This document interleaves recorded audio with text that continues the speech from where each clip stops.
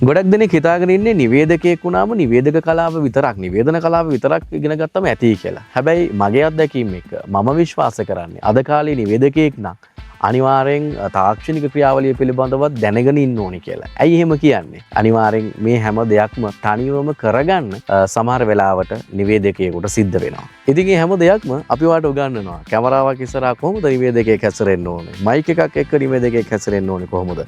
එලිමහන් ප්‍රාසංගික වේදිකාවේ නිවේදකයෙක් කටයුතු කරන්න ඕනේ කොහොමද? ඔයාට නිවේදන අවස්ථාවක් ලැබෙන ඕනෑම තැනක නිවේදකයෙක්ගේ කාර්යභාරය මොන වගේද කියන දේ ඔයාට කියලා දෙන්න අපි සූදානම්. ඒ නිසා පොළොන්නරුවේ ඔයා එන්න තමන්කඩු ටෙලිවිෂන් මීඩියා ඇකඩමි එකට. පොළොන්නරුවේ තමන්කඩු ටෙලිවිෂන් මීඩියා ඇකඩමි එක කොහෙද තියෙන්නේ? හොයාගන්න හරිය ලේසි. පොළොන්නරුවේ ඔරලෝසු කනුව ගාව පොළොන්නරුව පොළහාම්දියේ PCC වෙළඳ සංකීර්ණය තමයි තමන්කඩු ටෙලිවිෂන් මීඩියා ඇකඩමි එක පිටලා තියෙන්නේ. එන්න අපි Thamankadu television digital marketing agency and media ඇකඩමි.